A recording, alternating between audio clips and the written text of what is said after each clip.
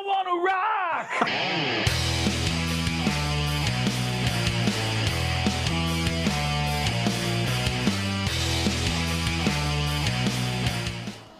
Hello, everyone. Welcome to Rockopedia. This is Music Man Mike, along with Dylan, the producer, and Joe Santiago, live from Richmond, Virginia. How are you, Gypsy Joe?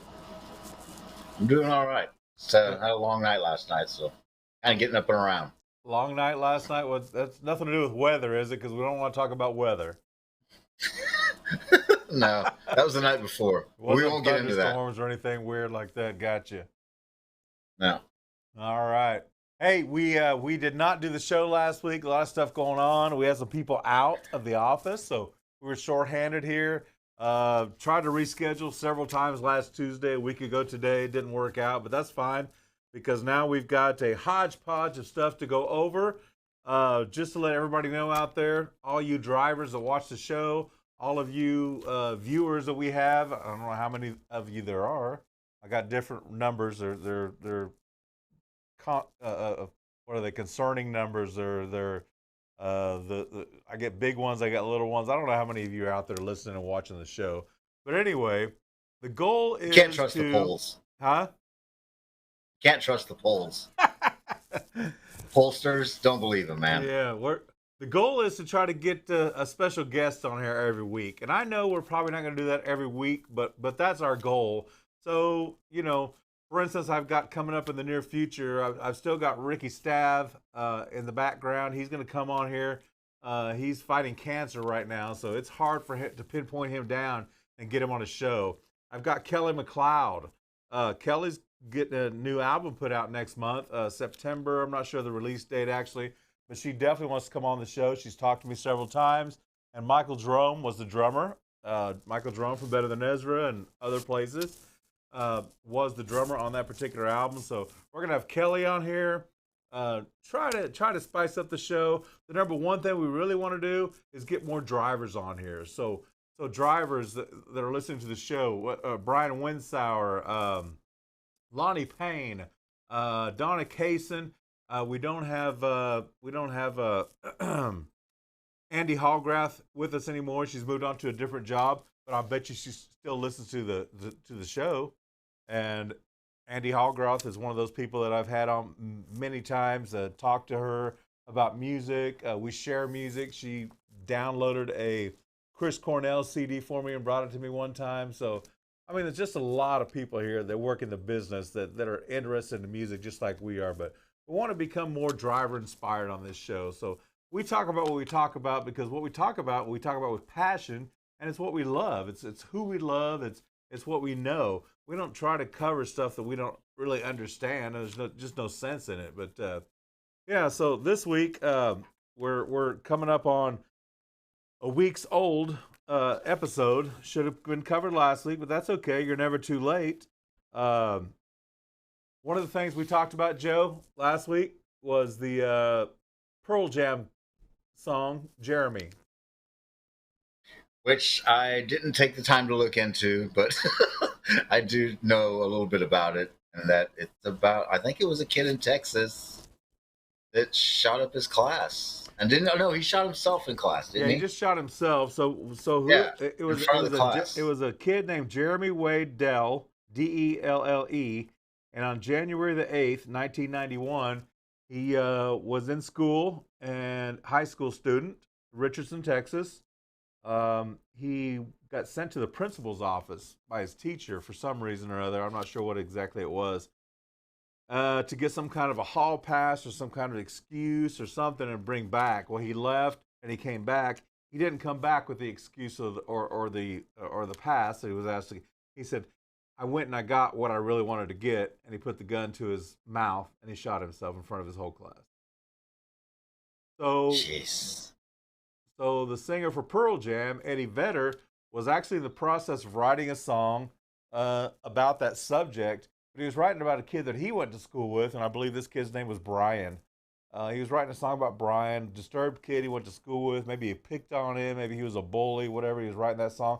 Then he read the story about Richardson, Texas, and he kind of coordinated those two things together and made it more of a topic, and that's where Jeremy came about. But yeah, In July of 1995 is when Jeremy made his debut in the United States, and yeah, it was MTV didn't want to play the video; it was too violent. They rejected it, and eventually they kind of succumbed to, well, we have to because people like the song, and they started playing it. And it was just kind of one of those things. I mean, MTV went through those periods where, like Michael Jackson. Do we play black music?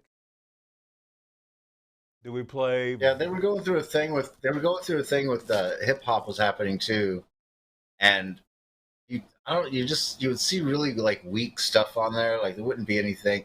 You would see MC Hammer, Vanilla Ice. Like that's what you would see on MTV as far as like quote unquote black music went.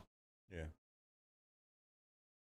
yeah. It was. I mean, it was kind of that transition thing where people said, well, it's MTV, it's rock music, so why are we playing this? Why are we playing that? Well, I mean, the rock changed. I mean, and Aerosmith and Run DMC did their thing. You can't not play that. I mean, that was awesome. That was kind of the bridge that gapped into what we know today as, um, I don't even know what you call it, but it definitely changed history as far as music and Yeah, what it was okay. didn't not necessarily just a musical blend either of like hip hop and rock or whatever you want to call it, but like it also like bridged a little bit of gap between like what white people listen to and what black people listen to, and people started getting into each other's music more than they did because when that Run DMC Aerosmith song came out, white people didn't go to black shows, black people didn't go to white shows. Right. It's not like it is now. And now everyone goes to each other's shows. It's just because they like the music and they don't care about all the other crap in between. It's very integrated now, Yeah, and we didn't grow like up with like that. when I went to Lollapalooza, that was weird too. You would have like body counts and like there was Ice Cube. You would have like stuff like that, and you're just like people loved it. Like it wasn't a thing anymore where it was just like when we went to NWA, we were only three white guys there. Yeah, yeah. That's just the way it was. It's not That's like what that anymore. that's what we grew up with. I mean, it was Yeah, it was that was definitely segregated. If you went to a black show, it was all black people. If you went to or not all black people, so to speak, but minorities, maybe Mexicans were there, but not us. Not yeah. I mean, we're No, we're half there's like a Mexican, but 2 to 3% white crowd at those shows, yeah, and vice versa. Like I would go to like when you would go see like bands like Van Halen, you would see like probably 2 or 3% like African American there. yeah. It just didn't. It wasn't a thing. Do you remember the sound guy Tony, Black Tony, who used Tony. to run sound for? Yeah, Yeah, yeah, Tony was one of those guys. He was definitely yep, a hard rock guy. He did all the shows at the yeah. Cotillion. I mean, all over Wichita. I mean, Tony was. I still got his business card in my wallet. I'm pretty sure. But Tony was. Yeah, he made the rounds for sure. So he was no colors barred. Tony. I mean, he didn't care. He liked all kinds of music, and that was cool. Yeah, and that's what came on later. Like when MTV was like about the time that Jeremy came on, that's when they were going through that whole phase of how are we going to like integrate all this. They had Yo MTV Raps, and they just wanted to restrict it to that at first. And I was like, no, like you got to play it throughout the day and the night, and like you can't just. So they did, and yeah, so MTV was changing around that time. Yeah, and people look back. I mean, I think last month, sometime last month was the 40-year anniversary of MTV coming out, Yeah, I think and so. I don't know that there's really a way that you could have saved that network. I think they did everything they Nah, could. Now the reality shows that that didn't help them whatsoever. It helped them at the time with ratings, but in the end, it did not help so much. And now they're gone. There's no such right. thing as MTV as we know it. But I think it ran its course. Really, I think it did what it was supposed to do, and that was it. I don't think you can. It's not a lifelong endeavor. Well, and now they have satellite stations that you can get on your TV that are like just one channel's rock videos, one channel's 80s videos, one channel's hip hop. It's just like all these, country channel. It's all videos. So MTV really doesn't have a purpose anymore. Yeah. Like there's no need for it because now you can pick and choose what you want to listen to or watch on videos. It doesn't go to YouTube if you want to see something. Yeah. That's Well, what I mean, I do. I would say if anything, it inspired a lot of what's going on to this day. You know what I mean? MTV did a great job as far as inspiring what we watch and what we do and what we listen to. Like you said, the satellite channels that we have access to. Those all came from what MTV used to be, and there's still a need out there. It just has to be targeted more or less. Not it's not Yeah. widestream anymore. Yeah. It's just like, what do you want to watch? You know.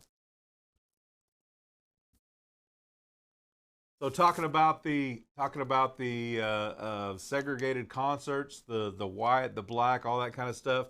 It goes back to kind of what we were talking about a couple weeks ago, and I finally did finish watching the Woodstock 2 documentary. I couldn't find. I don't have a streaming service for that one. It's on Hulu. I have to go by memory on this Yeah, one. it's on Hulu. So What? The Woodstock 2 one is? yeah, it's on Hulu, isn't it, Dylan? To my understanding, I thought the Woodstock one from like '99 Woodstock Yeah. was on HBO because that's where I watched it and it Maybe. was crazy. Maybe it's HBO Max. Yeah, I don't have Hulu. I have Hulu. Hulu, but I don't have HBO. Okay, HBO Max. I thought it was Hulu. But anyway, at the end, when it's all said and done, over with, and even the last 45 minutes to an hour of it, it's just depressing. I mean, what a terrible job they did. They did so horrible. I mean, for people trying to make money, and I get it. I get they had a great idea.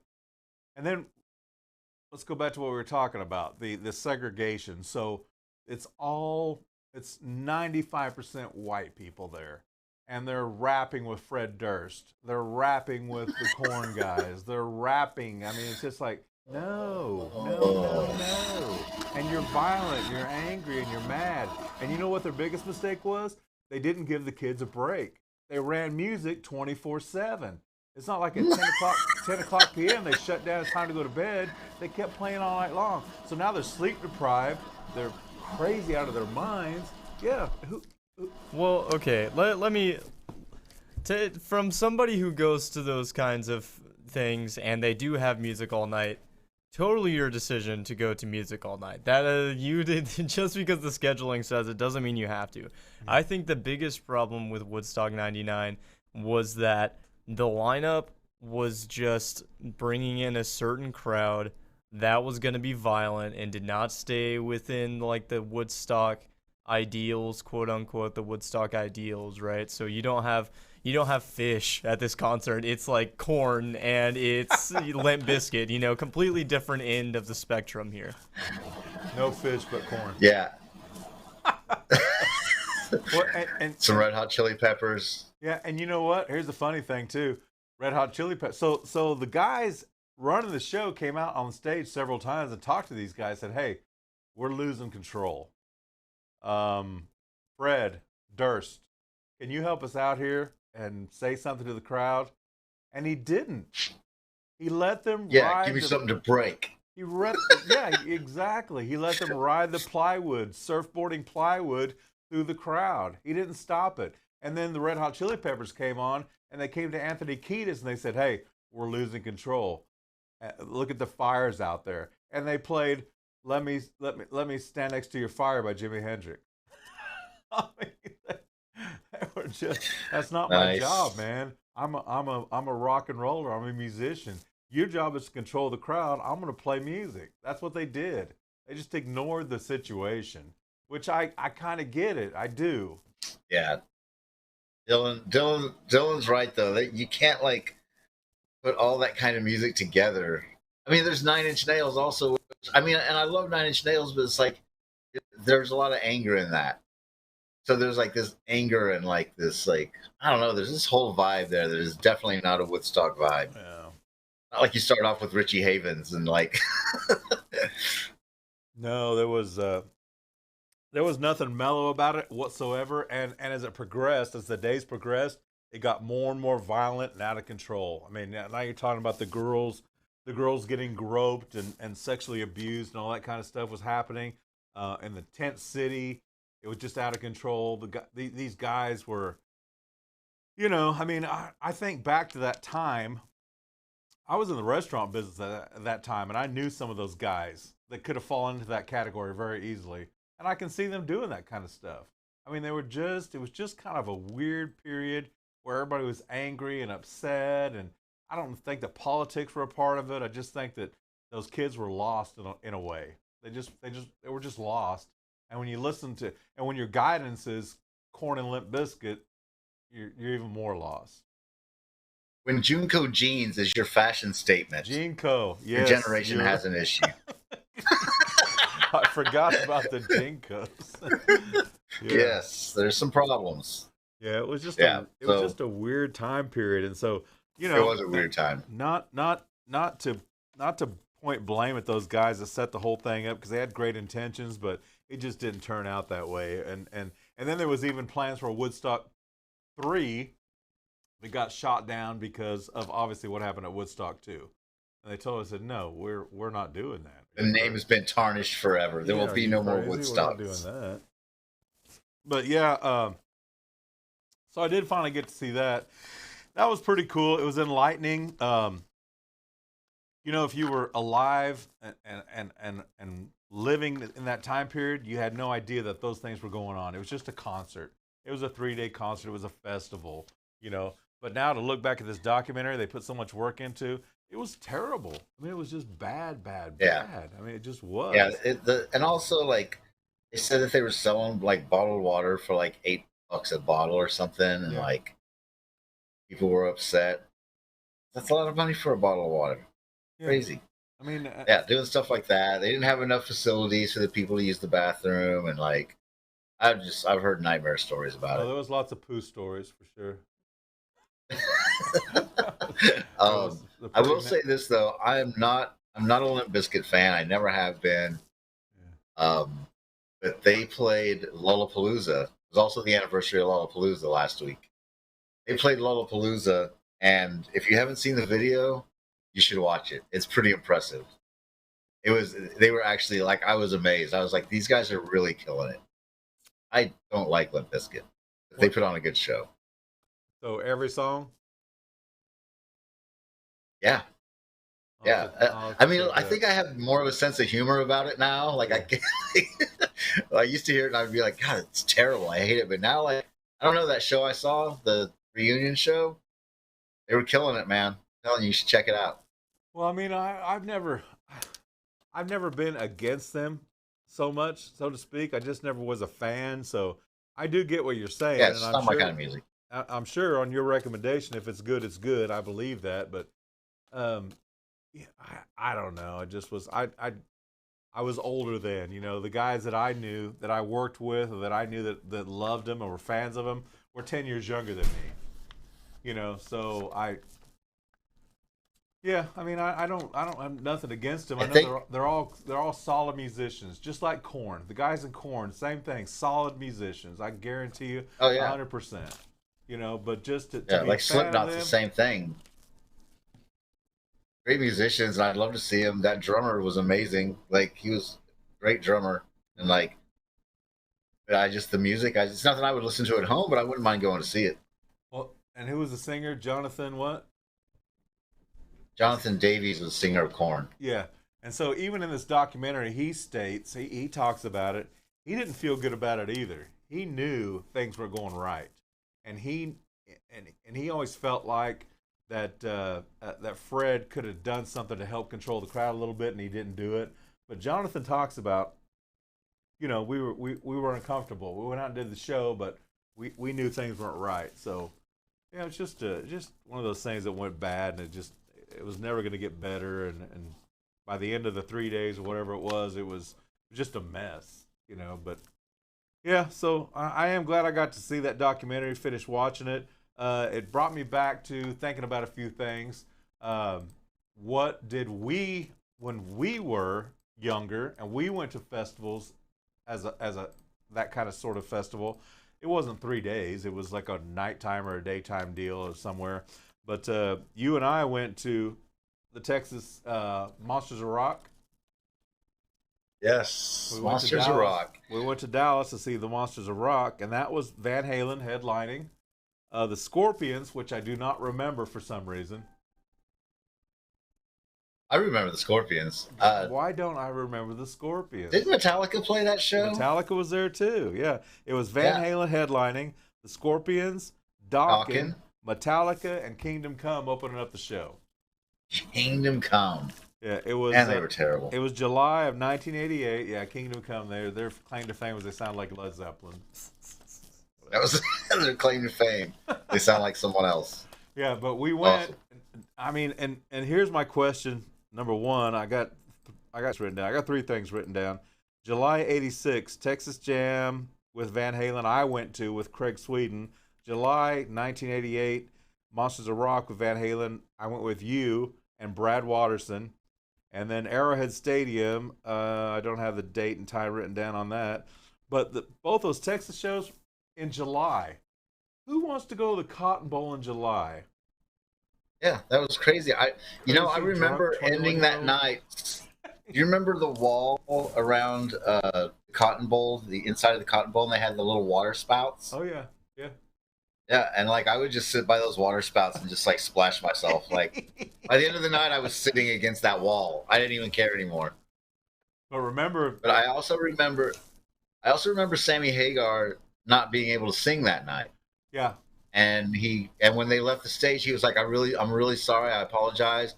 And we're gonna put on a free show next time we play here. And he did. And a year and a half later, they played a free show. And if you go to YouTube, you can find it. They played downtown Dallas. They set up a stage and they had a huge crowd downtown Dallas, and played a live show to make up for the show they played at the Monsters of Rock where he couldn't sing. Yeah, he lost his voice. But I just mainly remember it being so dang hot. And like I said, that was '88. So 2 years earlier, I had went to the actual, when they called it the Texas Jam. It was still called the Texas Jam when I went in '86, and it was Van Halen headlining. Believe it or not, for some reason, right before Van Halen was Loverboy. That must have been the peak of their career. Crocus. Ace of Highs. Yep. Crocus, Keel, Dio, and then opening the show that day was Bachman Turner Overdrive. Wow, how the mighty have fallen.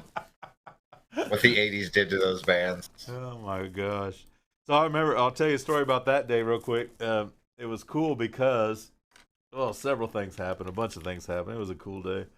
But we drove down from Wichita to meet Craig, who had tickets and backstage passes for us to go to the show, thanks to Eddie. And we show up at the backstage ticket booth and check in Craig Sweden +2. And they said, oh, no, your tickets are gone. So somebody checked in as Craig Sweden and stole his tickets. Nice job. Yeah. So now here we are. We drove all the way down from Wichita. I was like, what are we going to do now? Seriously? And he goes, well, I'll have to get a hold of Ed. I need to call Ed. Let me see if I can't get a hold of Ed or get a hold of somebody that can call Ed and we can get this all taken care of. I said, okay, cool, whatever. So we hung out. This is the days before cell phones, obviously. So he had to actually find a pay phone or somebody that had connection to a phone. And he said, yeah, as soon as they get here, we'll be okay. He'll take care of us, I promise. I said, okay. And while he's on the phone and doing all that kind of stuff, I hear, I said, what is that? He goes, what? I said, Eddie's here. Listen, he's practicing right over there in that room. Craig goes, what? I said, listen. Craig puts the phone down and goes, oh, shit, Ed's here. Oh, shoot, Ed's here. Shoot. I said, darn it. He's here. It's here. Just go tell somebody to go get him and let's get the show on the road. So he does. And Eddie says, yeah, Craig Sweden +2. So we got tickets, we got inside, everything's cool. And did you go backstage and see 3 doppelgangers of you guys? Actually, walking around with your tickets? We saw Stephen Piercy, who was not on the bill, but from Los Angeles, California, hanging out in Dallas, Texas, in 105-degree heat with black leather pants on. Yes. I'm like, dude, It's commitment. Are you serious right now? Because we're all burning up. We got shorts on. But Man's committed. So the coolest part was that once we got backstage and we're looking around, we could see the big crowd out front, and we look around the back, and there's empty seats in the back of the Cotton Bowl behind the stage. There's two guys sitting up there, and that was Dimebag Darrell and his brother Vinny. Wow. And nobody knew who they were. That's pretty young. Nobody knew who they were. Of course. Because it was 1986. And they hadn't made it big yet. But I knew who they were because I remember seeing their albums at like First Time Around in Wichita and Argus Tapes and Records and all that kind of stuff. So I knew who those guys were. But nobody knew. It was like two guys sitting up there just checking everything out. They were just looking down and saying, "Oh, look, there's Eddie, there's Stephen Pierce here, they're just hanging out, just a couple brothers hanging out." I was watching something on YouTube yesterday, and I saw an old Pantera video of when they had a different singer, and that guitar playing is still the same. Like even in that band, like before they were like known as this heavy thrash band, like that guitar playing's exactly the same. It's like he's so good. Like he just has a unique sound. Well, the guy was awesome. That's one of the things we need to find somebody that's in the circle of Pantera, because they're right here from Fort Worth, and get them on the show. Let's talk about the band, because I mean everybody here. I'm telling you what, you go out to any bar in town any night of the week, and somebody's going to tell you a story about Dimebag Darrell. They hung out with him. They drank with him. I mean, he was just a regular guy. There's another band that I think Dylan knows who they are. Power Trip. They're out of Dallas. But when I saw them, they reminded me a lot of Pantera. They definitely take a lot from Pantera and also R.I.P. But yeah, Power Trip really, I think, is the most recent homage we have gotten from Pantera. I think they did thrash really well. So I saw them, and all I could think was that guitar playing. All the solos were just like Pantera solos with like really high pitched scream at some point. Like, there's just, I don't know. There's the bass is like that kind of like almost like a funk soul drive of metal. It's crazy. They reminded me a lot of Pantera. So that singer you're talking about before Phil came on board, that's I can't think of his name right now, but he's the blonde-headed guy, right? I mean, they colored their hair a lot. I think he had brown hair in the video I saw. I know who you're talking about. He eventually became the singer for Rail. Remember Rail? Oh, I do remember Rail. Yeah, he became the singer for that. They out of Seattle. Yeah, and he's still, that guy's still around. He's still in Fort Worth. I see him on Facebook all the time. He posts a lot of old pictures of him when he was in Pantera. But yeah, what's the bass player's name? Rex. I can't remember. Rex. Yeah. Yeah. So can't remember his name. Yeah. So Rex, Vinny, Darrell, and this guy, the singer, they're all just Fort Worth guys. They're just right down the street here. It's, their dad produced their first 3 albums, recorded their first 3 albums. I mean, just very family oriented type upbringing. I mean, very cool guys. And then they turned into what they turned into, but they have made all the right decisions, obviously, to become who they were. What happened at the end? That's a whole nother subject. That's a whole nother show that we'll touch on some other time. I'm not a big fan of Phil Anselmo because of what happened at the end. I think he had a lot to do with that. He was his anger, his hatred and stuff inspired somebody to do what they did. But that's just my opinion. It may not be true. It's just the way I feel. It's a very political statement you just made. You get in trouble in Texas for saying those kinds of things. I'm not scared of Phil. Although I almost went to a Nick Cave show with him one time. Phil? But, yeah, Phil lives He lives in New Orleans, right? Yeah. There was a bunch of us that were gonna go, and he was gonna be one of them. And I hurt my leg that day, and I couldn't go to the show. Probably a good thing. He didn't beat you up. Yeah. I just can't see him in a Nick Cave show. Well, no, that's good for him though. It kind of brings him down, mellows him out a little bit. I don't know if he can do that. Might get violent. All right, everybody. Thanks for joining us today on Rockopedia. My name is Music Man Mike. That is Gypsy Joe, straight out of Sweet Virginia. Dylan, the producer. Thank you, sir, for running the board today. And we will see you next week. Same bat time, same bat channel, rock channel. What do you want to say? I don't know. Good night. Good day.